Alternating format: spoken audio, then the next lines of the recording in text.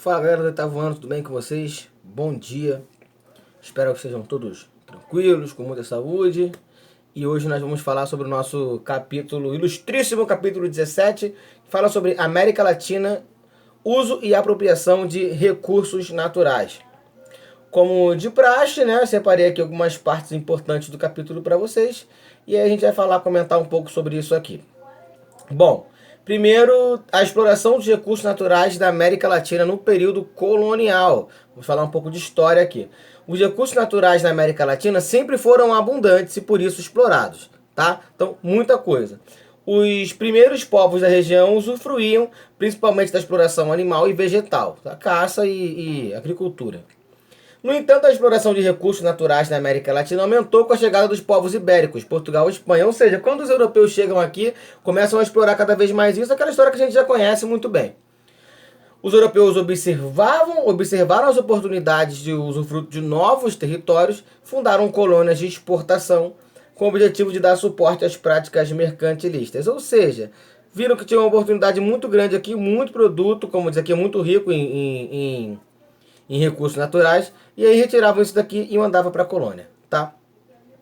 A economia colonial consistia na exploração e retirada de matéria-prima da colônia para satisfazer as necessidades da metrópole, tá? Enquanto os produtos necessários para o desenvolvimento, isso era o chamado pacto colonial, tá? Então, no caso, a colônia só podia comercializar com a metrópole. A metrópole, no caso, simplesmente vinha aqui, retirava tudo o que precisava e levava para lá. É basicamente isso. Esse era o pacto colonial. Tá bom? Número 2.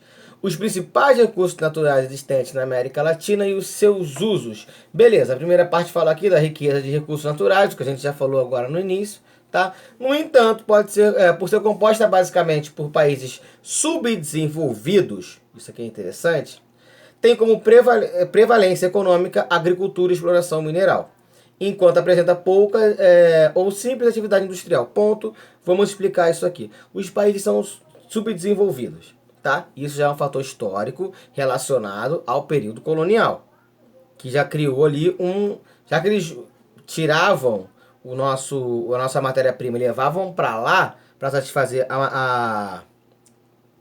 as necessidades deles, né? Eles acabavam nos empobrecendo e se enriquecendo, e isso desbalanceia aí a situação econômica entre América e Europa, beleza? Então, fala sobre agricultura e exploração mineral como principal área de exploração da América Latina. O que isso significa? Tá?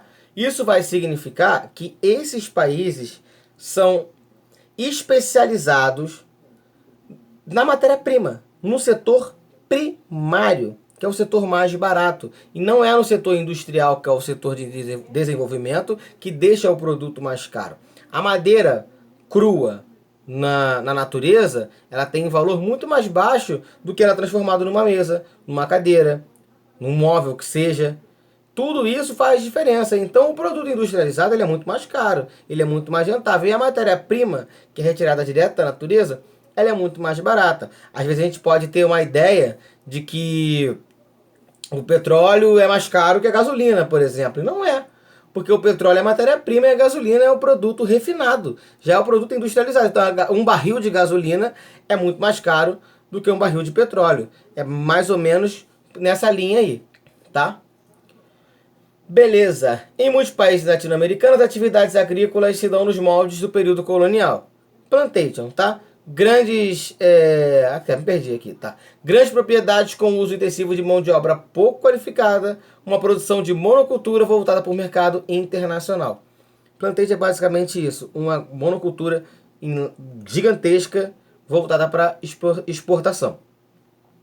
Aqui no Brasil, por exemplo, tem o laranjal, né? E aí uma montoeira de pé de laranja, áreas, hectares e hectares, e toda aquela laranja vai para fora do país, tá? Isso aí é muito comum aqui na América Latina. Então, quando a gente fala da parte de agricultura não é agropecuária, agricultura, fica basicamente nisso.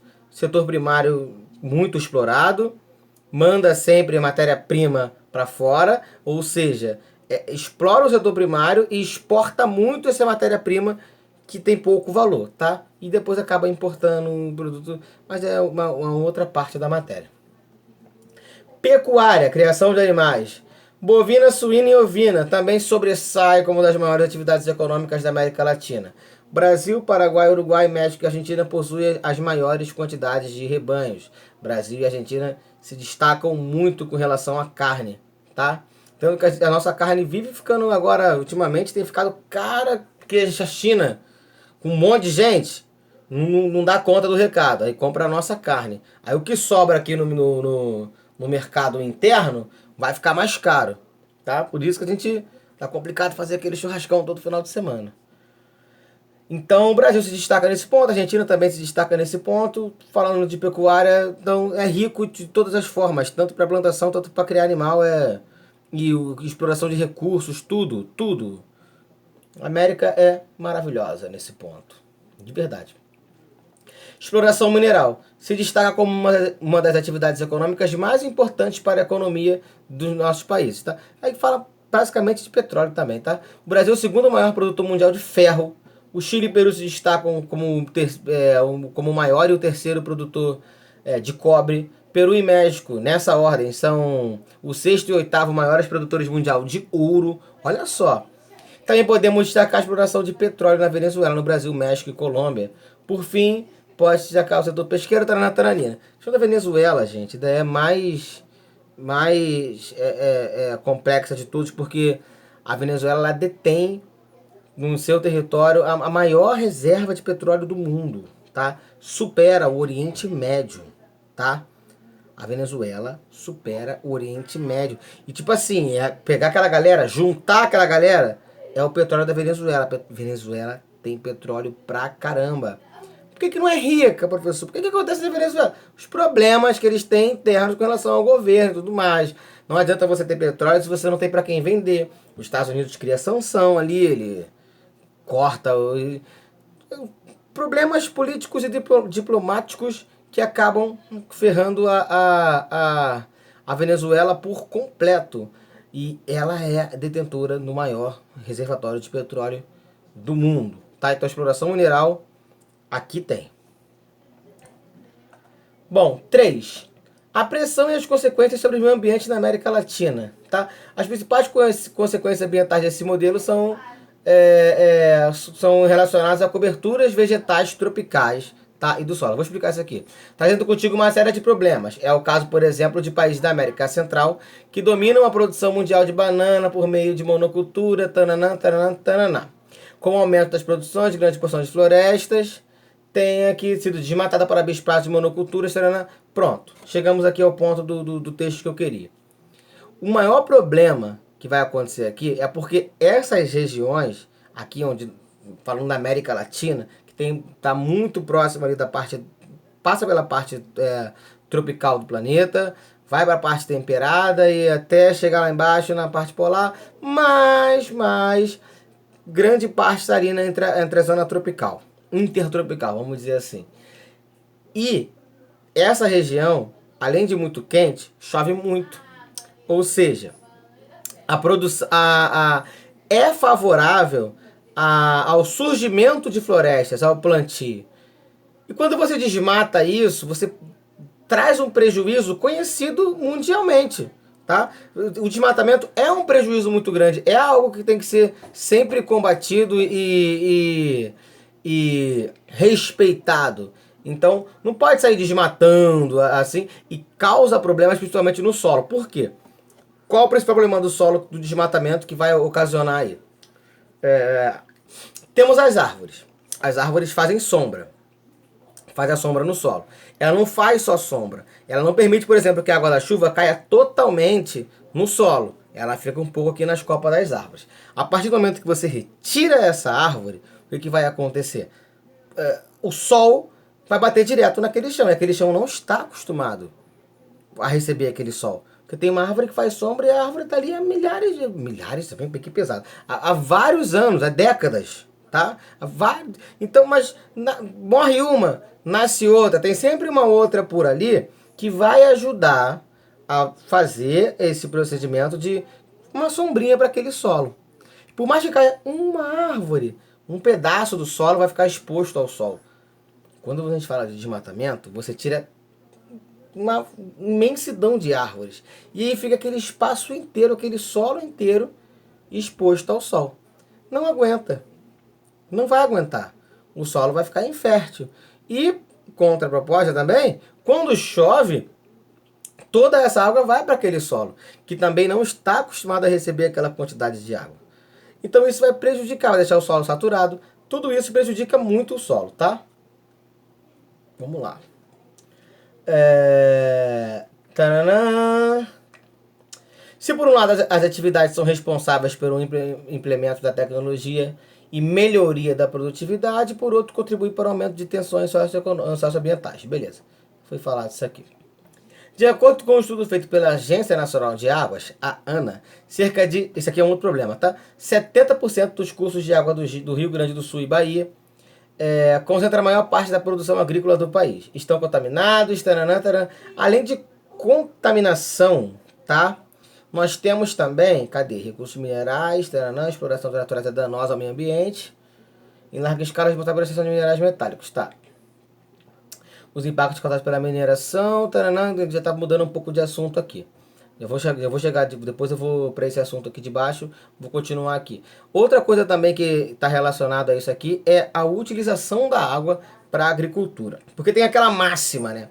Água tá acabando e você tá aí escovando o dente com a bica aberta. É bom economizar água, é legal economizar água, mas você não é o responsável. Você não é o responsável pela falta de água. Não é. Você não é. Porque se a gente for analisar, tá? 12% da água que a gente gasta, no total de 100%, é o uso doméstico. É em casa que se gasta. Beleza?